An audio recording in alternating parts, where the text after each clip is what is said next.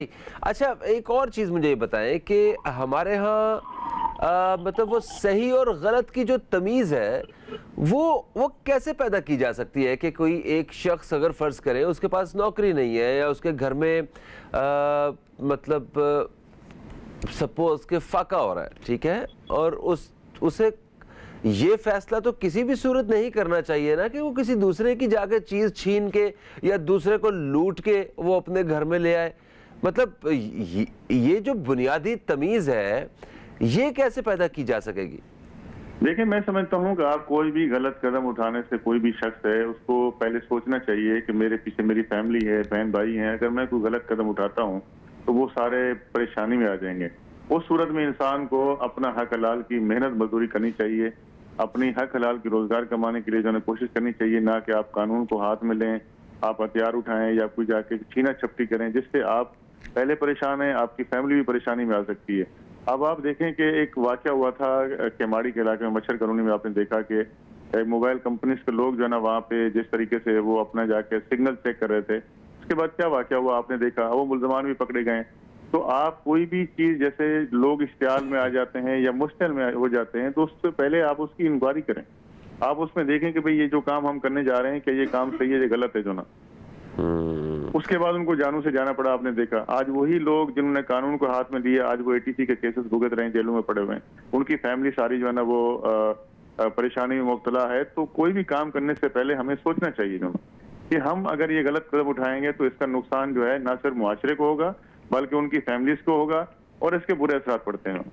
सही। अच्छा लियाकत भाई, मैं चाहता हूं कि कोई ऐसे कुछ केसेस जो हैं वो हमारे सामने और हमारे जो दोस्त इस वक्त आपको सुन रहे हैं उनको बताएं कि मतलब कोई अगर मुजरिम कोई पकड़ा गया है तो उसके साथ मतलब उसने किन हालात को बाद में देखा है, उसकी फैमिली ने किन हालात को बाद में फेस किया है सिर्फ उस एक शख्स की गलती की वजह से।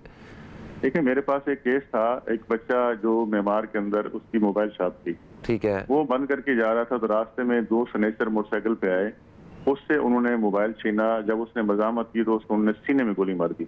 उसके बाद उसकी डेथ हुई और वो मुलजिम पकड़े गए, उनको सजाएं हुई। आप यकीन करें कि उनके जो फैमिलीज थी बड़ी परेशान थी। बाद में वही लोग उनके पास माफियों तलाफियों को जाते रहे और तकरीबन 10-11 साल तक मुलजिम बंद रहा। बाद में जाकर उनकी सेटलमेंट हुई। तो ये चीज नहीं करनी चाहिए ना। अगर वो हक हलाल की मजदूरी कर लेते, किसी शख्स की जान नहीं लेते तो उनको ये परेशानी नहीं उठानी पड़ती जो ना। इस तरह के बेशुमार वाकयात भरे पड़े हैं हमारे पास। जो मुल्जमान इस तरह की एक्टिविटीज में इन्वॉल्व होते हैं उनकी फैमिली भी सफर करती है। जेलों में जाना, अदालतों में जाना, कोर्टों में धक्के खाना, पैसे के बर्बाद होना, फिर वो पूरा खानदान जो है ना तबाह हो जाता है। सही। मुझे ये बताएं कि मज़ाहमत करना ये कैसा एक अमल है और इसको पुलिस और मतलब आप लोग जो है वो मतलब किस हद तक उसे मना करते हैं या कैसे देखते हैं? मेरे हिसाब से मजामत नहीं करनी चाहिए। अगर कोई शख्स आपसे हथियार के जोर के ऊपर कोई चीज छीना झपटी करता है तो आप बिल्कुल उसको दे दें। आप कानूनी रास्ता इख्तियार करें, आप मुतल्लिका पुलिस स्टेशन को रिपोर्ट करें और उस शख्स को जो है वो पकड़वाने की कोशिश करें दोनों। अगर आप मजामत करेंगे तो वो शख्स आपकी जान ले लेता है, क्योंकि उस वक्त वो शदीद खौफजदा होता है और उसको सिर्फ अपनी जान की पड़ी होती है या उसको वारदात करनी होती है। इस सूरत में जो है वो आप मजामत नहीं करें, जो चीजें वो मांगता है आप उसका हैंड ओवर कर दें, उसके बाद आप कानूनी रास्ता इख्तियार करें। अगर आप मजामत करेंगे तो आपकी जान भी जा सकती है। सही। अच्छा, हमने एक और चीज देखी है लियाकत भाई कि लोगों ने अपनी हिफाजत के लिए असलहा रखना शुरू कर दिया हुआ है, ठीक है। बहुत सारे लोग हैं जो वेपन कैरी करते हैं और उनके पास सिर्फ एक ही रीज़न है कि भाई हमने अपनी हिफाजत के लिए रखा हुआ है, फैमिली के साथ जाना होता है, खुदा ना ख्वास्ता कोई इस तरह का वाक़या ना हो जाए, इसलिए हमने असलहा अपने साथ रखा हुआ है, पास रखा हुआ है। ये क्या एक मतलब अच्छी फ़िज़ा कायम हो रही है कि हमें अपनी हिफाजत के लिए ख़ुद ही असलहा रखना है? बाकी जो एक शहरी को रियासत ने तहफ़्फ़ुज़ देना था वो तो बिल्कुल ख़त्म हो गया ना। फिर उस पर तो आप यकीन, किसी भी शहरी का ख़त्म हो गया, उसने ख़ुद को और अपनी फैमिली को तहफ़्फ़ुज़ देने के लिए असलहा रख लिया। देखिए, जब रियासत आपको तहफ़्फ़ुज़ नहीं देती है और कानून की ऐसी गंभीर सूरत-ए-हाल होती है कि जहाँ पे पुलिस जराइम को कंट्रोल नहीं कर सकती, तो उस सूरत में फिर शहरी क्या करें? जब सरेआम आपके सिग्नल पे लूटा जाए, आपको गलियों पे लूटा जाए या आपको पैदल जाते हुए लूटा जाए, तो उस सूरत में लोग क्या कर सकते हैं जो ना?